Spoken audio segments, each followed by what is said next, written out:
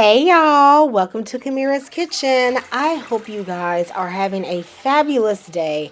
I am going to be sharing with you a delicious pasta recipe as well as some garlic and cheese stuffed croissant rolls to go with it. The whole family is going to love this. Now I'm going to cook my penne pasta 2 minutes undercooked because I want to simmer it a bit later in the sauce that I am going to make. While that is cooking, I am going to dice up one medium onion. Let me know in the comments what are some of your favorite go-to meals, like on a weekday or just when you want to do something really easy. I would love to recreate some of those meals. I feel like this meal is one of the perfect things for that sort of situation, but honestly, it tastes great any day. Now, when my pasta is ready, I'm going to go in there with my measuring cup and I'm going to take out about 1/4 of a cup of the pasta water. That is going to be useful later on because the starchiness is going to contribute to thickening the sauce. Then I'm going to drain my noodles and rinse them off with cold water. But what you don't want to do is add oil to them because then they're not going to stick well when we add them to the sauce later. All good things start with some butter. And honey, I'm going to be using 1/2 tablespoon of some good grass-fed butter. I'm going to melt that and then I'm going to place in that onion and I'm going to start sauteing this for about 3 minutes, just until I see a little bit of a light browning. And then I'll place in about 3 cloves of chopped garlic and I'm going to saute that until it's fragrant. Now I have 1 pound of grass-fed ground beef. I love a 85-15 beef or maybe a 93-7. I wouldn't do like a 70-30 here. It's just going to be a bit too greasy. I'm going to break it up and then I'm going to cook it until it is lightly browned. And I'm going to season this with 1/2 tablespoon of chicken bouillon, a teaspoon of garlic and onion powder, a teaspoon of basil, and 1/4 teaspoon of crushed red pepper flakes. Even if you don't like it spicy, add in those pepper flakes because it's going to enhance the other flavors and it's not going to be too much. Have you ever added balsamic vinegar to your sauces? I'm going to put a tablespoon in this recipe. It adds a nice sweetness and a little bit of acidity. Very nice. I'm then going to put in 15 ounces of plain tomato sauce. I'm going to cover this and let this simmer for about 10 to 15 minutes. But we are not done with that sauce, so please make sure you watch until the end of the video. While my sauce is simmering, I'm going to chop up some parsley. I've melted a tablespoon of butter, and into that I'm adding a few cloves of chopped garlic and just a pinch of salt. I'm going to mix this together and then bust out some crescent rolls. Baby, do y'all use crescent rolls? Okay, I wasn't really into them, but even this off-brand from Aldi is actually pretty good. So I'm going to open this and then I'm going to, pop it till I hear, it go off like a gun. Y'all know what I'm talking about. And then I'm going to unroll each one of those triangles. So what I'm going to do is make some mozzarella garlic butter crescent rolls to go on the side.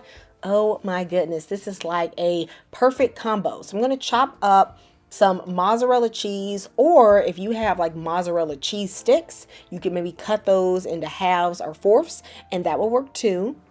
Then I'm going to lay out all of those little crescent roll triangles and brush the insides with that garlic butter. I'm going to add a little square of mozzarella and then I'm going to roll them up starting at the big end of the triangle and just tuck the sides. I don't really care if it takes on a crescent shape or whatever shape it's going to take on. I just don't want my cheese to spill out, so you want to tuck those corners. I have a small baking sheet that I've added some parchment paper to. I'm going to place each one of my rolls about 1.5 inches apart just so they have a little room, a little room to expand. All right. And then I'm going to brush them with whatever is left of that garlic butter seasoning. And if you need to make more garlic butter, baby, you're going to make more garlic butter so these things can be dripping with goodness. I'm going to place them in a preheated 375-degree oven for 12 minutes. Now it is time to check on that sauce. It has been simmering on low. And as you will see, some of the fat has separated and risen to the top.